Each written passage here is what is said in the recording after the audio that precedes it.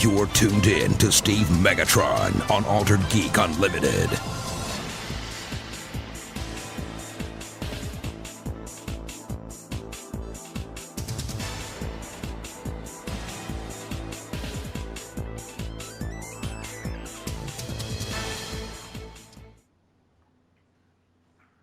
Hello and welcome to Altered Geek. I'm your host, Steve Megatron Phillips, and returning this week is TFG1 Mike. Yeah, I was going to say, nobody's here. Yeah.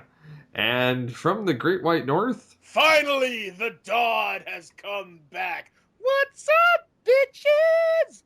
I'm just going to throw a whole bunch of different references in there. But anyway, I'm freaking back. What's up?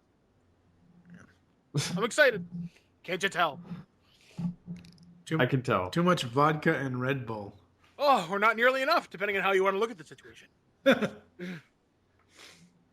So, what have you guys been up to? Let's go with Mike, since Mike hasn't been on the show for a while. Well, yeah.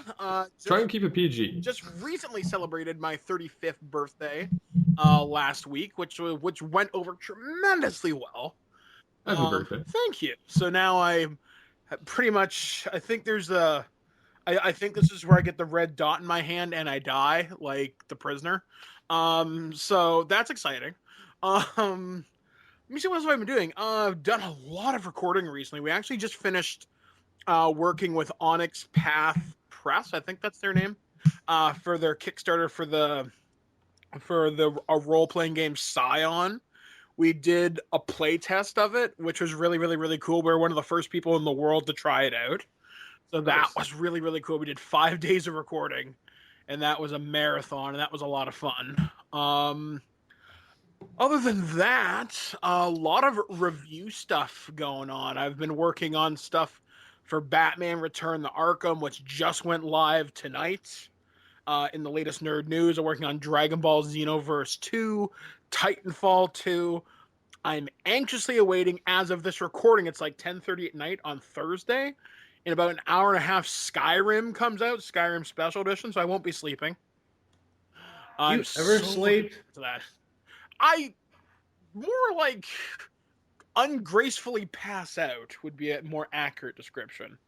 Yeah, I was going to say, it's been about, next year will be Twig's 10-year anniversary. It's been about 10 years since I've known you at this point or so, and I've never known you to sleep more than an hour and a half every 4 days. Yeah, that's basically, I'm like turbocharged. I either sleep a crap ton where you think I'm dead, or I'm like, hey guys, how's it going? I can see through time.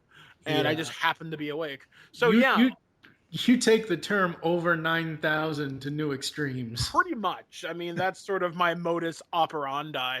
Also, I've been playing a crap ton of Gears of War 4. I don't know why. I've never been a huge Gears guy, but for some reason, I'm really liking this. I've been playing a lot of 2K17 for WWE. I'd like to meet the person who designed the career mode and hit them in the face with the turnbuckle, because my God, it makes no sense. And a lot of just writing, reading, so typical Twig stuff. Took a bit of a breather this month, because typically this month is very taxing for me mentally. So, but I'm coming back strong. I'm feeling good, man. Back in the ring. Awesome. Yeah, Blanchard. You celebrated your 35th birthday this year. Next year, I'll be 37 in a row. Wow, you old... Yeah. Yeah, exactly. Watch those. For me, I've been dealing with audio bullcrap for the last month or so. So that's pretty much gotten... Essentially, I've said to others, I've said to you guys, and I've said to others, there may be a time where in the future, if I don't figure out a solution to this, whether it's an alternate recording method or whether Skype gets its head out of its butt and works with Pamela Call Recorder, I may end up quitting podcasting because I just don't want to burden anyone else. Like, for me, at this point, I've been recording, editing, doing almost everything for all the shows that I do. And if I have to ask somebody else to take care of even one part of that, it's just like, well, whatever. So... See, Mike, this is why you just have to learn some new skills, man. There's always a solution. It's just not always the easiest. Yeah, speaking of solutions, for those that hate the current version of Skype, you can do a Google search, and there's some websites that basically do like all the download. Not old apps will not give you a current or like a previous version of Skype, which is typically the one I use to download like old Adobe readers when I need it.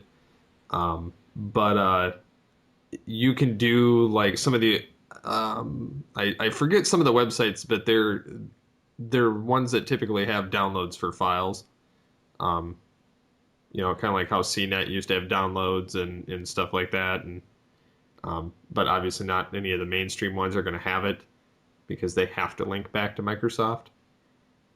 For the current version, I went back to a 2-year-old version, and now my call recorder works, and my audio works, and my ringing for when somebody's calling me works, which hasn't worked. None of my stuff has worked right in the last year. Yeah. See, you would think with all the money Microsoft pours into Skype, they could get it to work properly. But I remember reading quite some time ago that they purposefully don't like podcasters and other people recording stuff via Skype.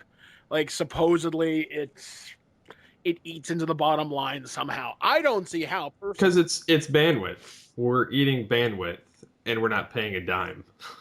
Hey, man, I pay for my Skype, so... I don't. Yeah, I pay anywhere from $60 to $90 a year for a Skype number and a U.S. and Canada calling subscription. So for interviews and things like that, because sometimes when you get an interview with anybody, it doesn't matter who it is, voice actor, artist, some people either don't use Skype or don't have it. So I'm like, okay, well, give us a number so we can contact you. And I think they killed Google Hangouts too, didn't they? They turned it into something else. I forget what the hell. It's YouTube Live. Okay, well, there you go.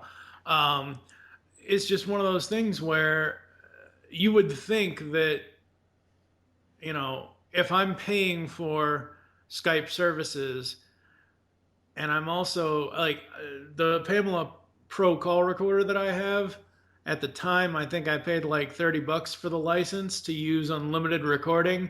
And since it does work with Skype, it's supposed to, you'd think that it's not taking anything from Microsoft at all. I mean, what is it taking if I'm already paying them $90 a year for a calling subscription and a phone number? How is that taking money from them? That's actually giving them money a month or money a year. So, and I don't know. It's just the whole damn thing has got me just all kinds of fed up. So yeah, I will be off air helping TFG1 Mike get it situated. Yes, thank you. One way or another, the recording light stays on. Yes, Just may have to learn learn some new tools. Which, hey, you may even find something more accessible, or you may find something that has a lot more options for you. See, I don't need I don't need a lot of options. I don't need a lot of bells and whistles while I'm recording a podcast. I just need it to record properly. And well, look at this way, Mike. I want you to think of it like this: you're going from an automatic transmission to manual transmission now. Yeah, no. Automatic forever. To hell with stick shifts. I don't know, Take your man. stick and shove it. It's a lost art. Yeah, exactly. It's a yeah, exactly. But hey, it's a good way to stop someone from stealing your car. It is too. You're like, I don't know how to drive this thing. Ha, loser. Thank God I don't drive, and I don't have to worry about someone stealing. I know how to drive a stick shift. I had to learn that my first week at my job. Yeah. I tried. I didn't do very well with it. Oh, they made me do it. Salesman made me drive it around the parking lot till I got the hang of it, and then I still had to drive it off and on, like different ones. But I still actively avoid them if I can help it. Yeah. For the few that are left. It's really funny when we bring up certain topics and aspects like this. And I know everyone hates the man for his past and the horribleness that he has done. But whenever we talk about certain topics, specifically driving, I always have to reference Cosby's driving in San Francisco. where he says, "I'll burn out a clutch in a minute."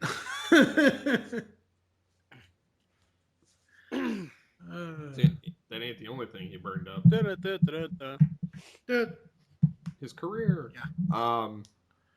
So I've been working on various video projects for my classroom stuff in college. And so my first video, this is just recapping. I've done a promo for the top 100 animated characters because we had to do a promo of some kind. So I animated it of my avatar, animated the mouth, and did all this fancy crap with it. Basically showed up everybody in the class because that's what I do.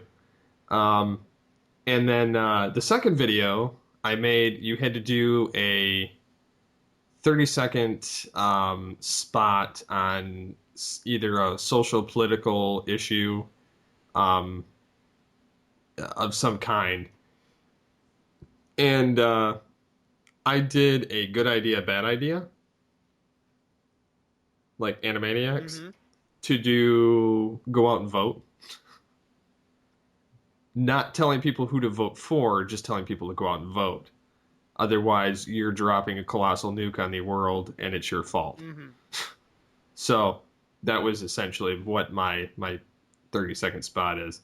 And then for the current one, because there's 6 videos we got to make in this class, 2 for the final project, and I got one that's due Monday that you had to do either a 30-second video doing like a company logo or something coming on the screen, and I was like, I don't really know how I would do that in 30 seconds because every one of them I've made has been like 12 to 15, and that's pushing it.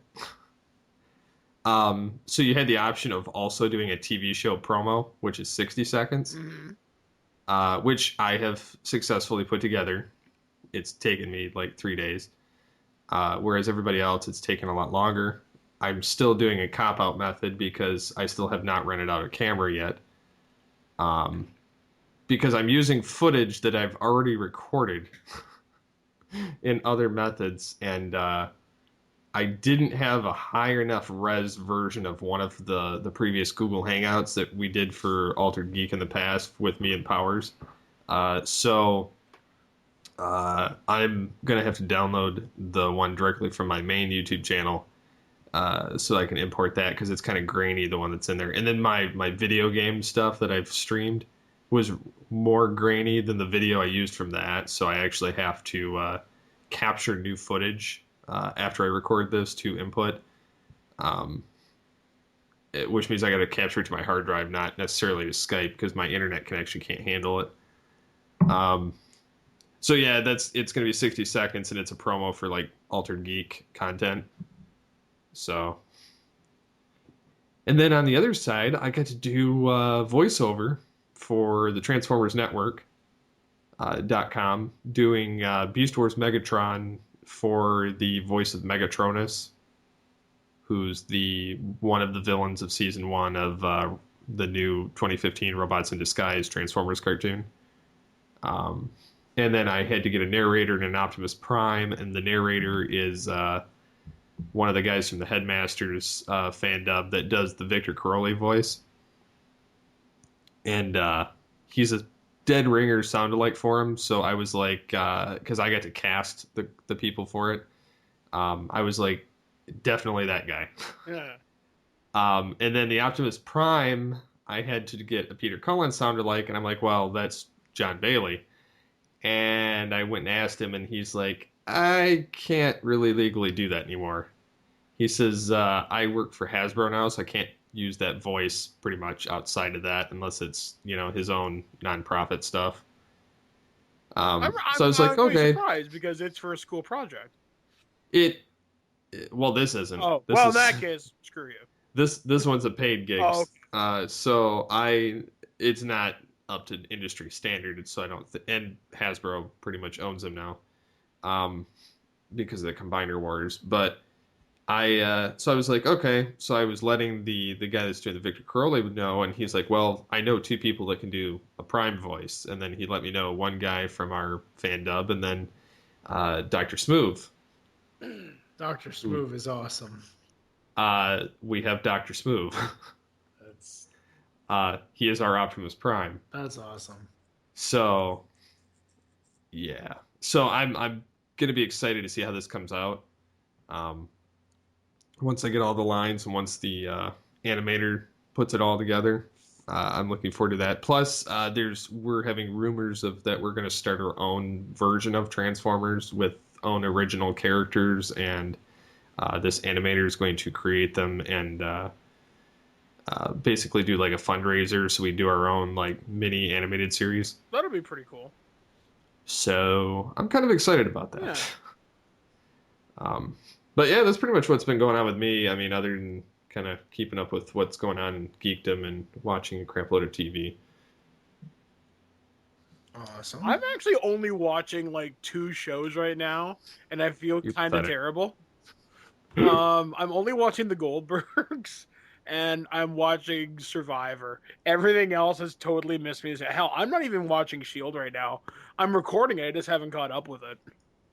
I quit watching Agents of S.H.I.E.L.D. after the first episode of the season. I realized that it's got Ghost Rider. I don't care anymore. I've seen the clips on YouTube, and Ghost Rider does seem pretty cool. He is very good for television budget. And they do even in this recent episode, I guess, reference Johnny Blaze, which is Nicolas Cage's. His version, yeah.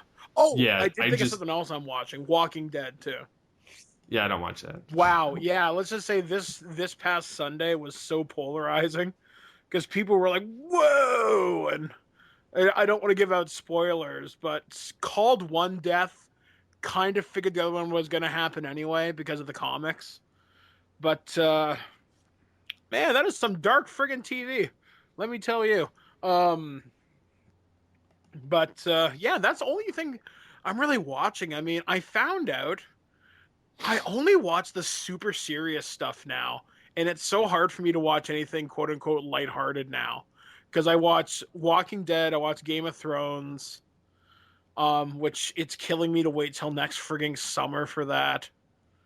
Next summer's almost here. You'll be all right. Yeah, I gotta find something to fill that gap for Game of Thrones. So I'm thinking about maybe checking out a show called Vikings. There's another one called Black Sails, which is kind of like Assassin's Creed Black Flag, the series. So maybe I'll get back into that. But I need something to scratch that dark fantasy itch. If only there was like a D&D TV series or something that isn't like a cartoon, I would so totally be happy. But that's neither here nor there. Yeah, I only watch pretty much stuff that's already started. The only like I've been watching like anything DC television. Yep. And then I watch Last Man Standing, Big Bang Theory, watch that new Kevin James show. Kevin Can Wait. I've been watching Lethal Weapon and Frequency. I'm surprised Lethal Weapon's still going. I mean, are its ratings good? Yeah, it's really a good show. It is really good, and those two actors like they basically take what Danny Glover and Mel Gibson did and then make it their own. But it's so. If those actors had been in actual movies, you would not even. They basically embody those characters. That like, surprises me, and I'm really glad to see those type of shows can succeed, considering we had the really crappy Rush Hour last year. Yeah. I'm not surprised that bombed. Okay, the way that I look at the Lethal Weapon series is, and I've actually next week, my buddy DJ Valentine from Simplistic Reviews, we actually did an episode of Remote Control talking about the first 5 episodes of Lethal Weapon. I'll say here what I'm going to say it there next week. The way I look at the Lethal Weapon TV series is the 4 movies exist on their own as their plot from 1 to 4. There's no way you could have a Lethal Weapon 5 anymore at this point in time. People are too old. Well, it's not even that. It is that, but it just wouldn't happen. It just wouldn't have the same magic. And I know people hate 4 for the more comedy it had than seriousness, but the way I look at the series is they take bits and pieces of the movies without crapping over the plots of it. Basically, the TV series is creating its own story. Like in this, Riggs is from El Paso. His wife gets hit by a tractor trailer. That's how she dies. Murtaugh is a Wayans brother. It's Damon Wayans. I know. It's Damon Wayans. It's Major Payne. Yeah. Yeah. Murtaugh is Major Payne. Oh, God, that's so crazy. What I mean by saying that it takes bits and pieces from the movies, it hasn't, because it's Fox, and I know Fox has always been known to kind of be a barrier breaker and really, really edgy.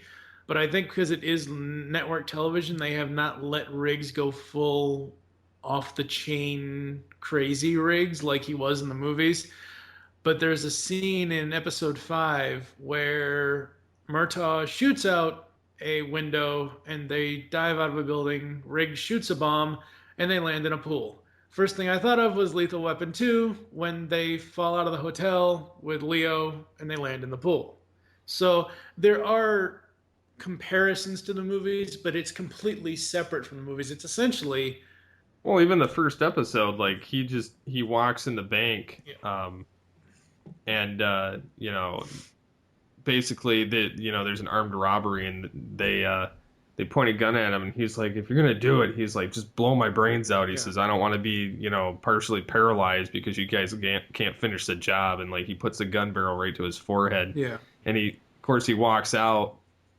And everybody's out, and he just comes strolling out, and he's eating a piece of pizza, and then the building blows up. Yeah, it's really, really good. Well, you know what? Maybe here's a brief topic for us to talk about. What television shows actually work, or sorry, what movies actually work as TV shows? Not a lot.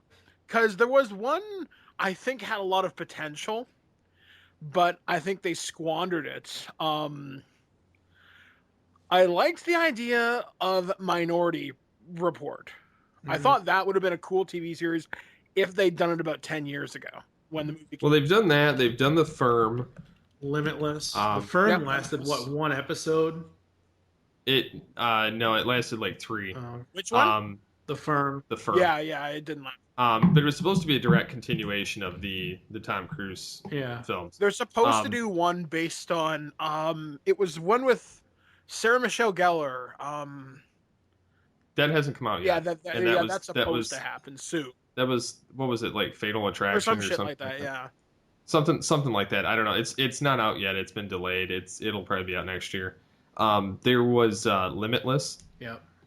Which only made it 1 season, and it was a continuation of the Bradley Cooper movie. Yeah. Because somebody else got his hand on some of that. And Bradley Cooper actually made like a cameo or something. Yeah, he was actually in it because he was pulling the strings. He found out that this other guy got his hands on some of the stuff, and he actually played his same character from the film, and he's a senator just like he was at the end of the films.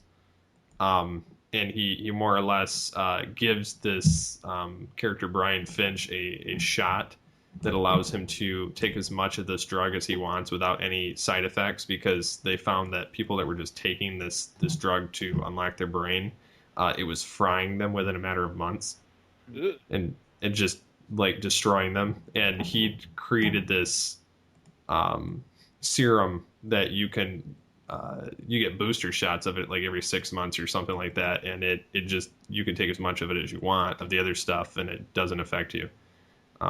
So yeah, he plays a senator in this film, and the other guy ends up working for the FBI, helping them solve cases, but he's secretly a mole for the guy from the film. Yeah. So it's really good, but it only lasts 1 season. And it's on Netflix, so I was watching that for a little bit. I just forgot about it. I remember years ago. This would be back about maybe 1999, maybe even as late as 2003. There was a long conversation about bringing George Romero's Night of the Living Dead as a television series to TV. And now that we have so many different zombie shows, we've got Walking Dead, Z Nation, and I know there's like 1 or 2 others. Like, although I think the strain is vampires or something. And I kind of wonder if that show would have been successful. There's the Scream TV show. And there was the Friday the 13th TV show back in the 80s, which had nothing to do with Camp Crystal Lake. I always found that really kind of screwed up. There was the Freddy's Nightmares in the 80s as well. And I've just always wondered, could other series or other movies be successful in this? Like, I'm trying to think of... You talk about this, and the only thing I can think of is at the end of Chasing Amy. You essentially took your characters and turned them into a 90-minute long gay joke. Well, you know what? I kind of wonder if the View Askewverse might actually work as, say, a half-hour sitcom-like thing, because Clerks was the animated series for 6 episodes, and arguably that would succeed now as opposed to then. Yeah. Which I really think it's unfortunate that they never did get the money together to produce that. Now, if I ever became stupid rich, I'd be like, look, Kevin, here's the money. Just give me a season, okay? But Kevin at this point is stupid rich. Like, Well, then he needs to stop making shit like Tusk and Hosers and make... That was pretty bad. Yeah, like, see, I like Red State, but everything through it. else is holy shit, dude. Okay, seriously, and I think I've said this before. I don't know if I've said this on this show. I, circa 99 or so, I didn't know a lot about Kevin Smith. I knew of Clerks, I knew of Mallrats, I knew of Chasing Amy, but I didn't know there was this whole universe tie-in thing. Didn't really know about the guy. From that point forward to now, I found out about the guy. I really like a lot of his original, his early movies and things like that. Nowadays, I don't give a crap about Kevin Smith or anything that he does. Honestly, like, I have lost all interest in anything that he does. And I shake my head whenever I hear of him being involved with any of the DC stuff. It just, I don't know. Well, his stuff hasn't actually been that bad with DC. Yeah. It's any of his original projects that tend to go off the rails. His original stuff doesn't usually pan out all that well. Like I said, I would like to see a View Askewverse TV series. I think it could work out. Just set it in Red Bank and let it go. And just kind of see what happens. And I think they're talking about bringing Mallrats as a series to Netflix. And actually getting together the original cast. Which, that I'm totally up for. Because that could be amazingly funny. Especially if you got Jason Lee back. And Joey Lauren Adams and all them. So, I know they're talking about rebooting the Friday the 13th TV series as actually the tie-in with Jason. But that's been in production talks for like 7 years or more. See, that's the thing with a lot of these things. Anything that's been in production nightmare or production hell for X number of years, it's not going to get, unless, like you said earlier, Mike, unless somebody throws a giant bag of money at them, it's not going to get made. I don't know, man. You have to look at, like, a really good example of this is Freddy versus Jason. That should have happened in 1994. It didn't happen until 2005, I think. But it did happen. Well, you look at another thing. The Mouse Sith Lord has resurrected Ascension.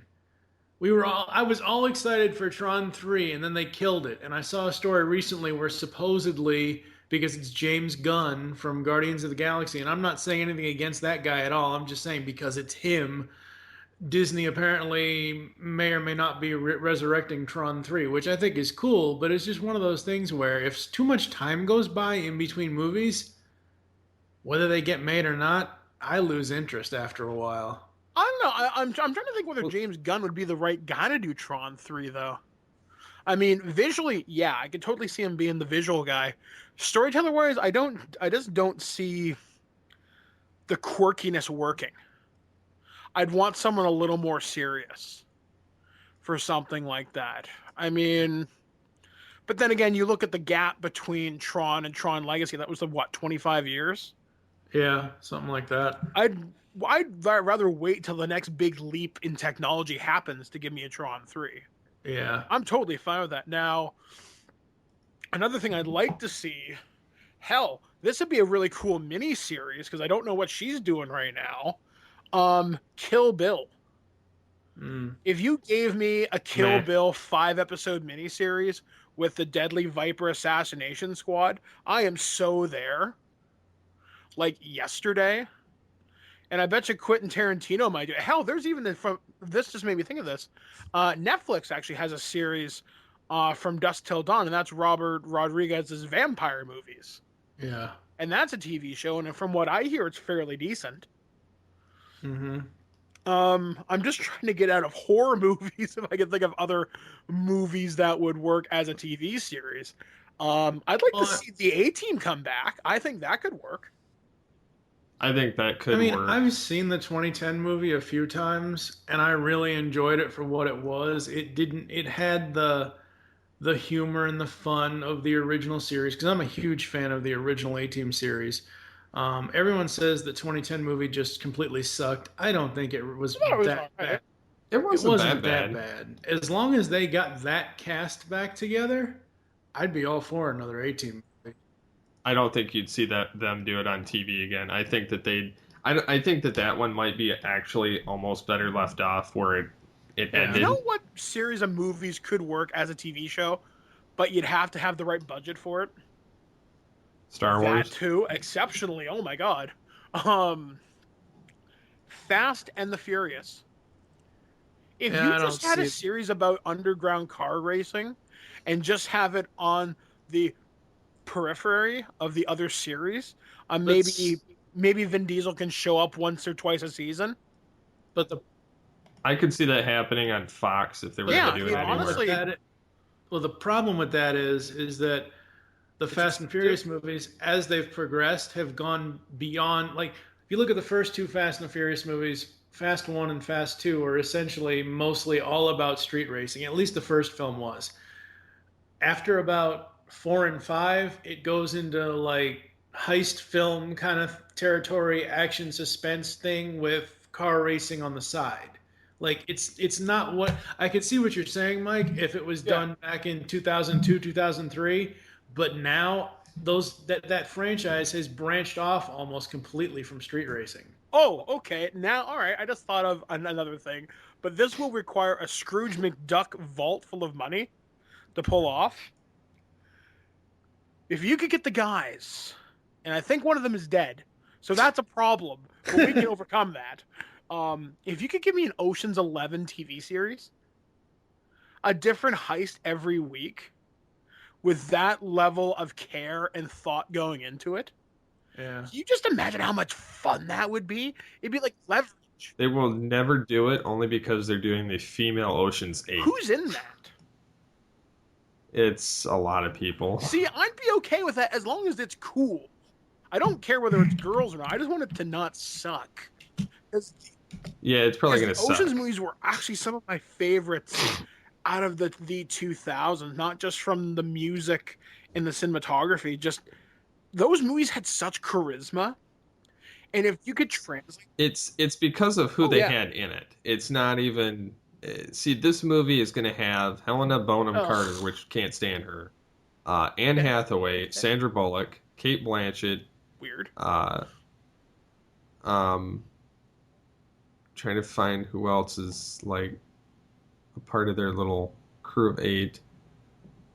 They don't have any names like actually on the page of who they're playing or whatever. It may not be that bad. I'm curious. I mean, I'm not the biggest fan of Helena Bonham Carter because I swear to God, you get the same performance from her in every movie. But then again, when she's not involved with her husband, you do get some decent stuff. So, hell, The Expendables. You give that to a network that's got money. Yeah. And you could have some real fun with that. Hell, it's basically here's oh my God, I just thought of something else in sort of the same vein you guys talked about Lethal Weapon.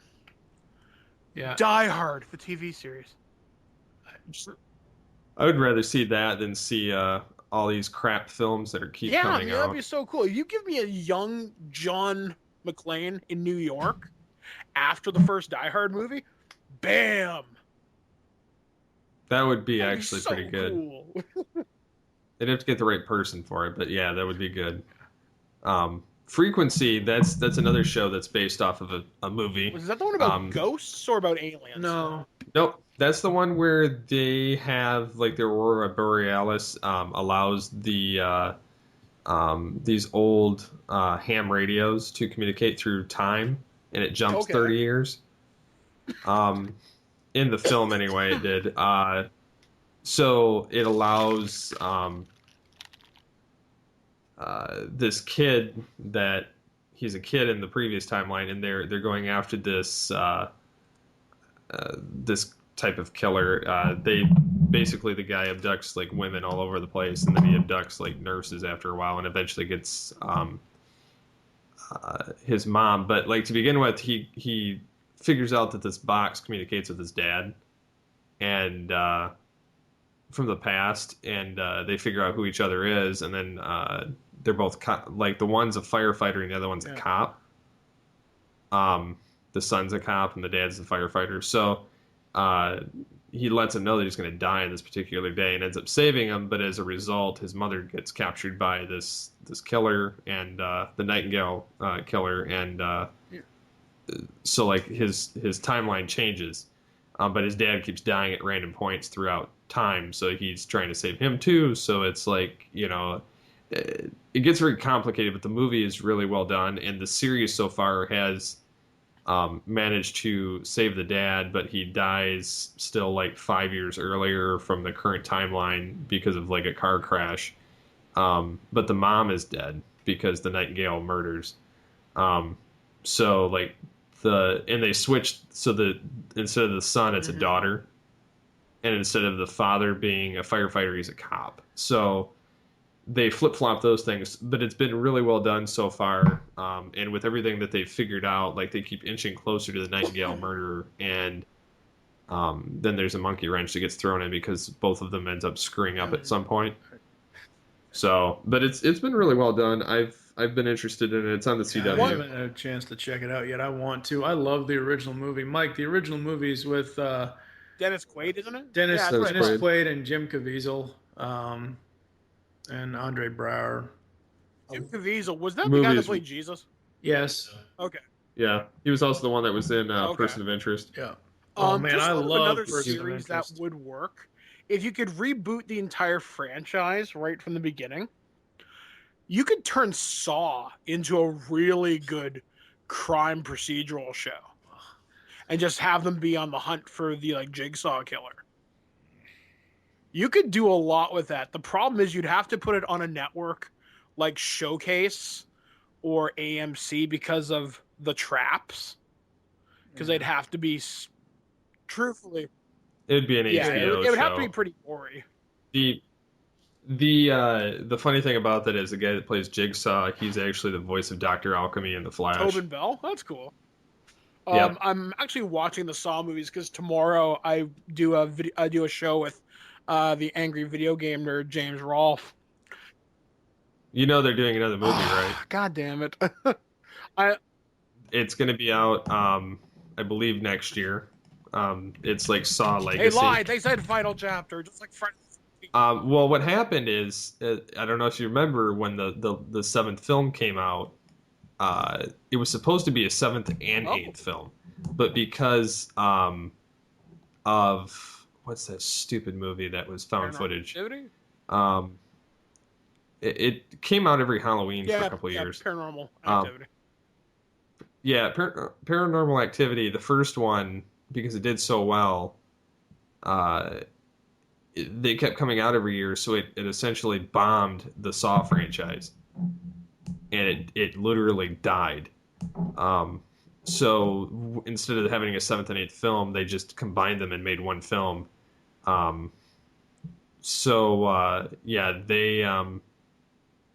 they're going to return with Saw Legacy, and the film will be out on October 27th, 2017.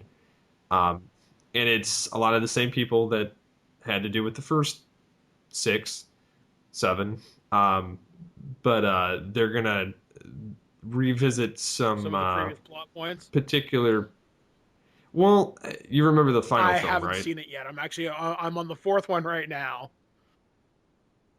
There's when you notice what happens in the seventh film, it'll become blatantly obvious because there's always an ultimatum with everybody in the That's series. true. There's always the final test or whatever.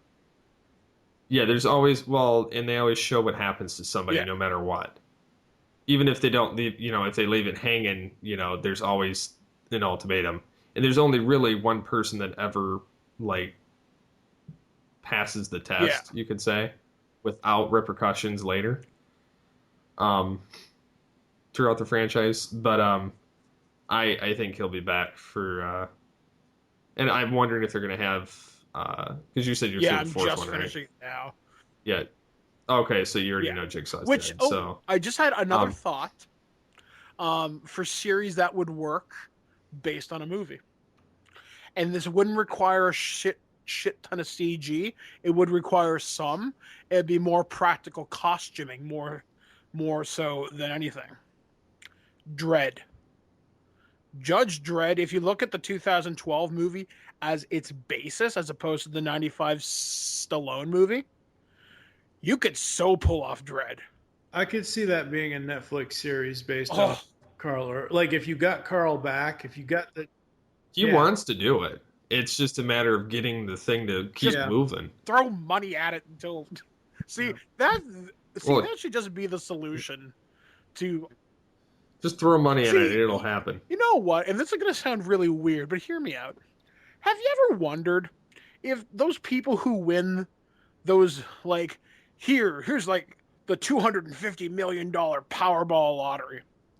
Tell me, if you won that, if you wanted something to happen, would you not just do it? You know, it's funny you say that, and I'm only going to bring this up because you said this. Here locally, sadly, the morning show is not on anymore. There was a radio show here in Louisville for the last 3 or 4 years called the Carter Man Program. Last year, when I first started listening to them, they started a campaign to get him an Iron Man suit since he kind of has the Tony Stark look. And basically, for getting him an Iron Man suit, he would go around to hospitals and charities and various things as Iron Man. Well, a 2011 Kentucky Powerball winner came to the station and basically told them, here, to build the suit, it was going to cost $3,000. So you know how GoFundMe is. You can list up to whatever the goal that you want. So he had people donate money, and he would give them various prizes at the donation levels, whatever else. This guy who was this Powerball winner came in with a $3,000 check. So basically... all the donations actually went to the charity, and the guy essentially paid for Carter's suit. So it would be very cool. The problem is we have to actually win the lottery. See, if I had that kind of money, and this is where you're going to get hate mail, so let the hate flow through you. No cursing. I would front 3/4 of the money for a Ghostbusters 2016 sequel. Like, hey, Paul Feig, hey, you want to make that Ghostbusters sequel? Yeah, okay, here you go. A different director and better writers, I'd be fine with it. Yeah, like, honestly, no, I'm okay with his direction, but I do want different writers. No. Just because listening to the commentaries on that DVD, which is stupidly loaded with special features... They had to load it up with something. There's nothing there for the actual story of the movie. They essentially repeat 1984. Well, that's neither here nor there, but still, I want to advance that world. I want to see what would happen if they did make the sequel. So I would do that if I had the money. Or I'd do that Dredd thing. One or the other. So all I need to do is win the Powerball. Yeah. And you will have nerdity like you have never seen before. Because I always wonder, why hasn't some super nerd won the lottery? Why is it always like Jim the hobo from Hoboken, New Jersey, or little Timmy from Arkansas who's like, I bought this on the way to get my chewing tobacco. Like, I'm just wondering, why is it not little Bob from like Los Angeles who has a stupid Iron Man collection sort of thing. You know what I mean? Like, I'm just waiting for that super nerd to win the lottery and we get the ultimate TV, movie, or comic book series just funded. Yeah. Before we move on to whatever other stories Steve Yeah, wants to talk about, well, I realize that we're recording this the Thursday and Friday before Halloween. So I figure, oh, this would be a cool time for us to go around the table and say, what is one Halloween tradition we've kept up since we were kids? Mike? I could say something totally screwed up, but I don't think I should if we're trying to go PG right now. Yes, PG. I was going to say obnoxiously loud nookie time. No.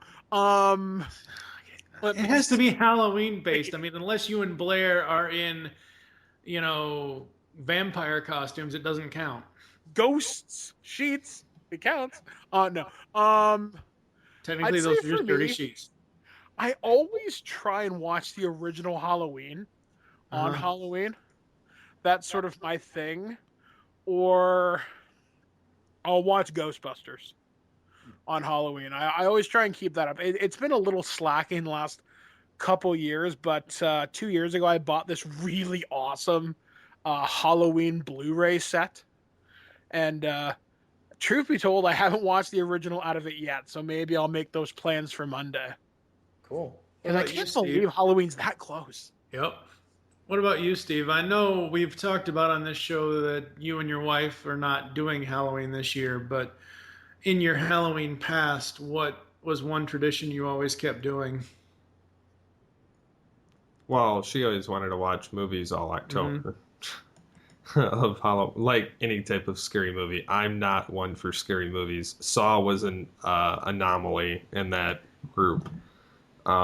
For how wretched the film series is, that's one of the few, for some reason, I was intrigued by the storyline, not necessarily the gore. Because it was fun to figure out the little web of deception that was throughout the entire series. So, but we would pretty much watch like almost every series. Like we'd watch Friday the 13th. We'd watch, or not Friday the 13th, the Nightmare on Elm Street. We'd watch, like Saw. We'd watch like the Hannibal movies. Mostly that. I mean, we used to go, and when we had our trailer, and we had a few other places that have done trick-or-treating, we've done the whole hand out candy, scare people, blah blah blah. But yeah, obviously we're not doing it anymore. But I don't know if you heard that episode, Mike, but just tell him in brief why you're not doing Halloween anymore, Steve. It's more so for two reasons. It's one, the amount of disturbing costumes that come out of Halloween anymore, specifically because adults dress up in them, and it terrified my child last year. Like a zombie or something? There were between like creepy werewolf things that looked almost too realistic and zombies and stuff like that. It spooked my kid, and that's fair. It wasn't a pleasant experience. Plus, we're recently, over the last 6 months, kind of going back to church and everything. So it's is just there kind really of an anti-church stance against Halloween, or is that just a thing? And I'm not asking that to be mocking. I'm just legitimately curious. Okay. Depends on the church.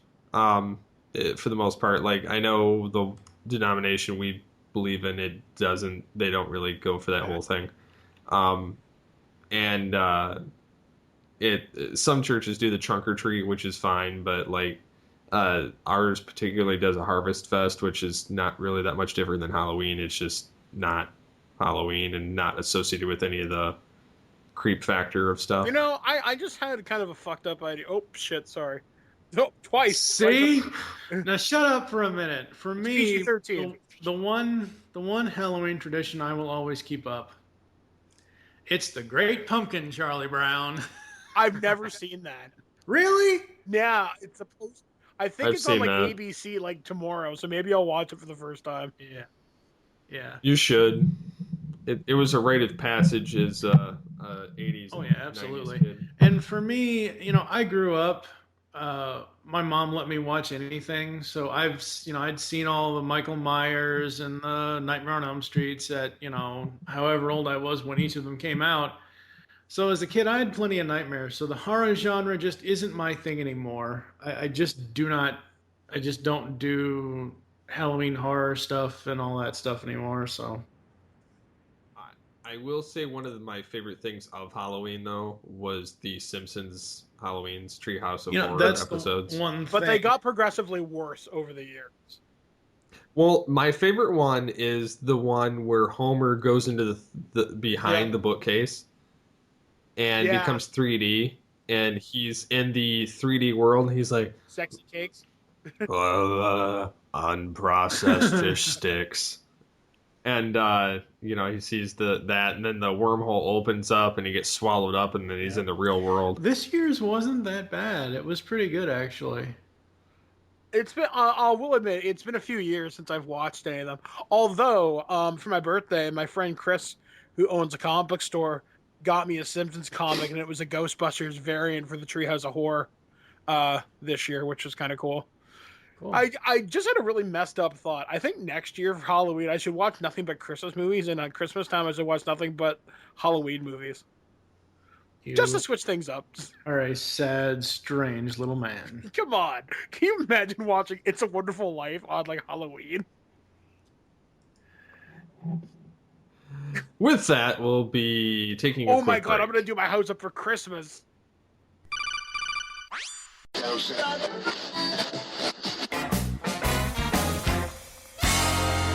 Welcome to the Wicked Radio Network. Want to interact with the show? You can contact us in the following ways. You can call the voicemail line 502-526-5821. You can email us feedback@geekcastradio.com. You can visit the episode post on geekcastradio.com or alteredgeek.com. You can get a hold of us on Twitter @alteredgeek.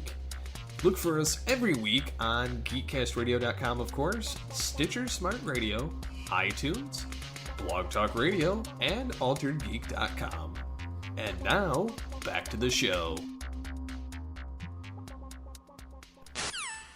And we're back. So, because we had a lengthy discussion on films that should come to TV, we're going to go to the listener comments, which I've compiled over the last episode or so, and from emails. And so, yeah. In episode 160, Connor Murphy asks, anyone watching Westworld? He says, that show has been amazing. I know you both don't watch HBO shows, but that is one to watch if you can find a way. And then for returning shows, can't wait. This was obviously before The Walking Dead came back. Even with how much the finale sucked, he's hyped. So, has anybody watched Westworld? No, but I want to, because I haven't seen the original movie, but I've heard the concept and I've heard people talk about Westworld, and I like some of the ideas that are coming out of it. Maybe that So, could like- be your filler show, Mike. That's kind of what I'm thinking. Like, maybe I'll see if there's an option to buy it a la carte or buy the season. Because I'm interested in it, only for the fact that it's got Anthony Hopkins and Ed Harris. well, one of the interesting ideas that came out about it, I was watching something I think on YouTube, and it was the Nerdist saying, what if video games get to this point and NPCs are self-aware? Do they have rights as people? And Westworld's essentially about a giant video game. And I'm thinking, man, I never really thought of it like that. I mean, if you, for example, let's say you're running through Grand Theft Auto and it's a simulation. If you kill a hooker, did you just kill a person? How do you define digital? How do you define alive? Yeah. So I'm thinking, if Westworld's taking that approach, this sounds so cool, I'm in. Yeah, I'm not entirely sure if I'm gonna watch the show, but it has me interested. I may watch when it's like all done, type of thing. But Yeah, because that'll give me something, because that'll kill time until, well, Game of Thrones comes back. I'm still watching more shows than what I intended to at this point in time, so that's not really on my list is to add more. So How many episodes is Westworld supposed to run this season? I don't even know. My guess is probably 10 No to 13. idea. So Yeah, no clue. no idea. Who's next? Haley Bailey says the biggest surprise from show is Supergirl. It went from okay to arguably the best superhero show on CW right now. Easily the best Superman portrayal since Christopher Reeve. It says, Dear Zack Snyder, watch this show to learn how to get Superman right. Yeah, ain't that the truth? I've seen clips of this. He is actually very good, and I would agree with that statement of Christopher Reeve. He's good in both roles, as Clark and as Superman. The only negative, and it really isn't against the show, it's more so against the costume design. I don't like the Injustice cape, the yellow buttons on the cape where his shoulders are. That's really the only thing I don't like about it. And I agree with Haley Bailey where that person says, since Christopher Reeve, I would also throw in Dean Cain in there for live action Superman as well, because say what you will about Lois and Clark from 1993, that show was the only live action Superman thing we had besides Quest for Peace. And that show has some damn good episodes, and Dean Cain was a good Clark Kent and Superman both. I don't know. So did Tom Welling and like Smallville too. Yeah. It still wasn't It Superman. wasn't Superman. It was Junior Clark Kent. It was Clark. It was Clark and Friends. Yeah. I mean, Okay. don't get me wrong. Admittedly, I it's a enjoy really good Smallville. I do enjoy Smallville, but that's not Superman. I didn't enjoy Smallville.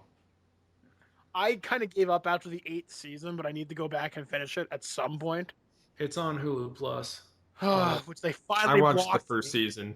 I had no intention of going back. Smallville is a CW show, though. Yeah. So I wouldn't be surprised if it gets yanked from Hulu at some point. I don't think so. They just added it, and it isn't a new show. It's over 10 years old at this. Yeah, Mike. so that might be all right. What'd you say, Mike? I said, my God, it's hard to fathom that some of these shows are that many years old. You realize Buffy's almost like 20-something now? It is 20. That's is 20. ridiculous. Yeah. Um, Next year is going to be Lethal Weapon's 30th anniversary. It's going to be Beverly Hills Cops 2 30th anniversary. It's going to be Chasing Amy's 20th anniversary. There's a whole bunch of anniversaries. King of Kongs brings up the Nintendo Switch, which we will talk about in length next episode. Brad Lincoln says he's excited to know two things on the Switch, which, again, we'll bring that up again next week.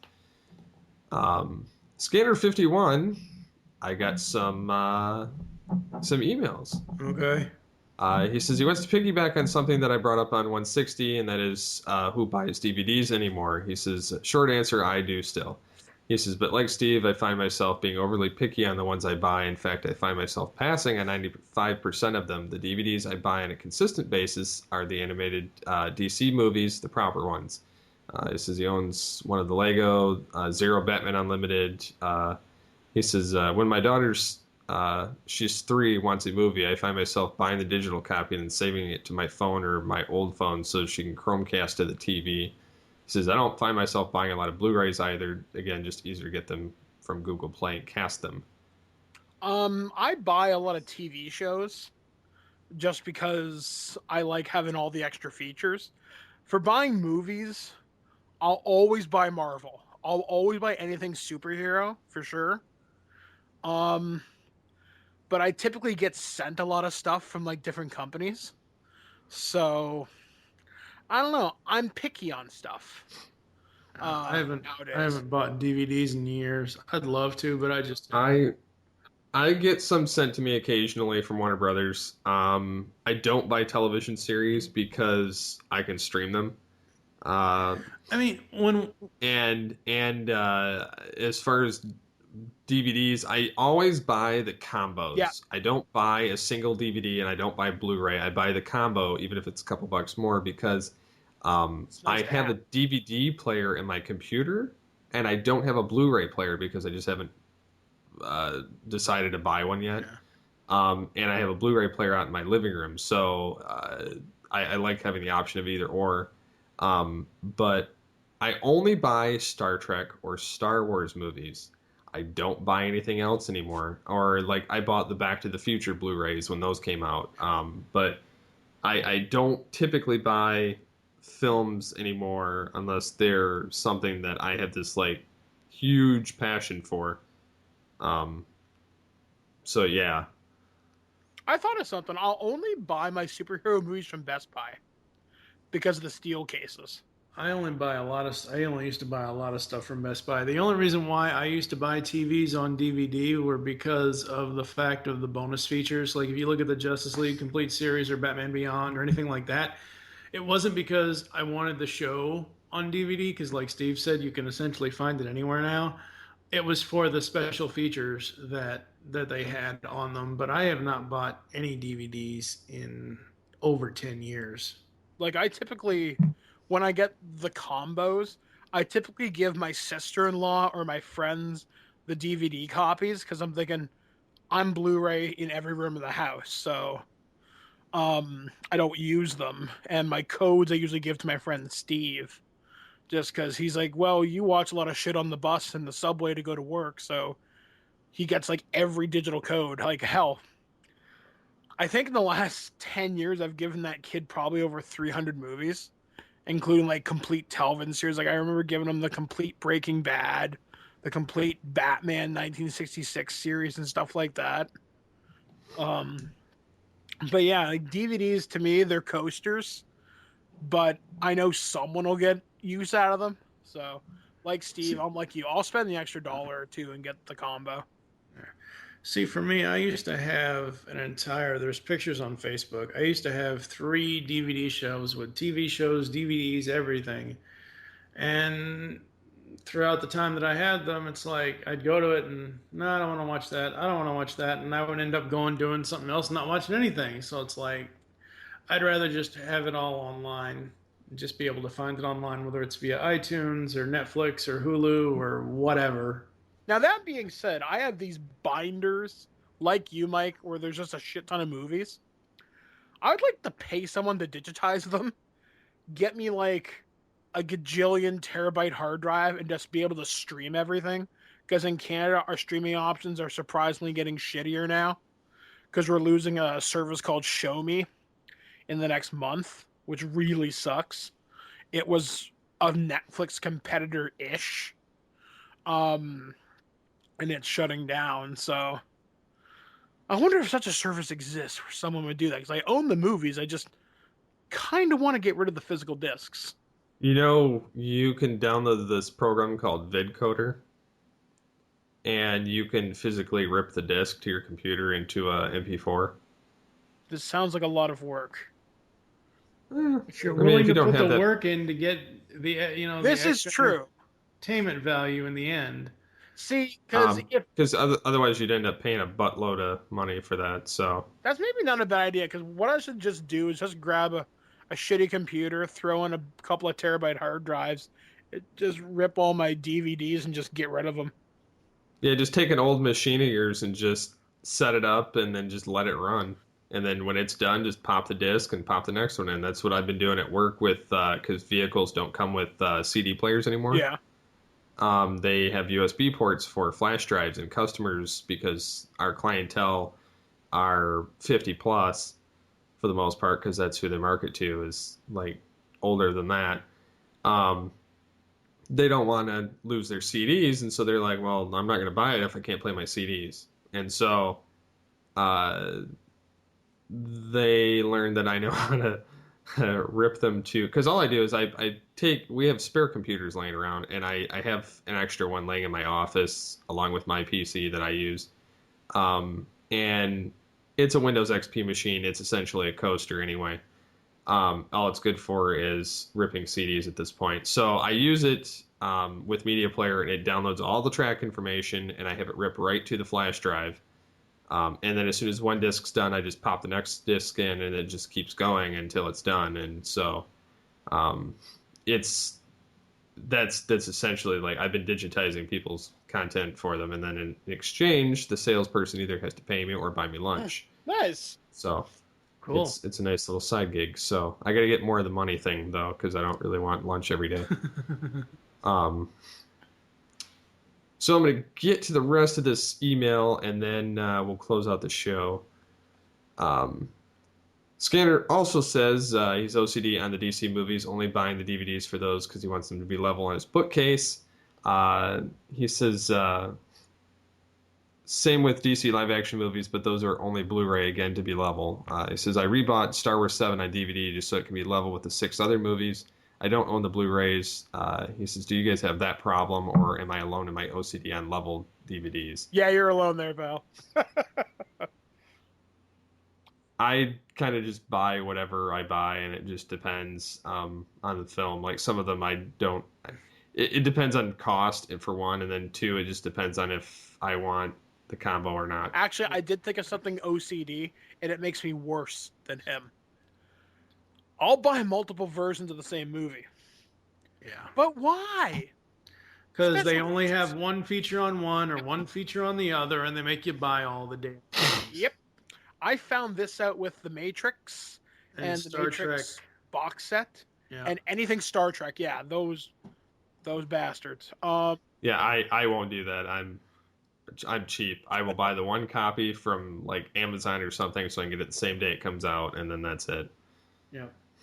And then I can get it cheapest. So, and then he's got one other question saying, what are your feelings on letting kids use tablets or phones? Well, my wife's a teacher, and they're a wonderful teaching tool. I totally think it's cool just as long as you monitor what they're doing. Don't let them screw around too much with the fun stuff when they're supposed to be learning. So, yeah, I think it's a good thing. I mean, we live in a technologically savvy age, so the sooner they learn the technology, the better. I'm kind of in that little bit of a gray area. On the one hand, I want him to know about it, and I want him to use it and understand it, and but I don't want him getting glued to it because he's got the same type of personality I do, and because I'm so glued to all this stuff, it tends to cause problems. So, which it's the same problem for the rest of my family. We're so glued to our PCs or tech devices that we don't really have a life outside of them. So I don't really want my son getting into all that, at least this early. But we do have a tablet. We have a Kindle Fire that we use, and I've loaded up. I've ripped like various YouTube channels, videos to the device, and he can watch those or play games that we've authorized. And then, of course, it's passworded and everything. But we only give it to him like if we know we're going to be traveling for 2+ hours. Anything over 2 hours, we give it to him to keep him busy. And then we don't give him a phone. He's got like one of my old flip phones as a joke phone. Like it doesn't do anything, no battery in it. So, but yeah, I don't give him any of that stuff. I mean, we use just pretty much coloring books, toys, trying to keep him away from that because technology's kind of gotten to that point where it's entirely too easy to get your hands on stuff that you shouldn't. Yep. So that would be my point in case. So is there anything you guys want to pimp out before we go? Well, tomorrow, as I mentioned, I'll be doing a show with James Rolfe, the angry video game nerd. We're going to be talking about the Saw franchise. Well, that should be out, I'm guessing, Saturday, give or take. So that'll be our annual Cinemassacre Halloween special. I do with James every single year.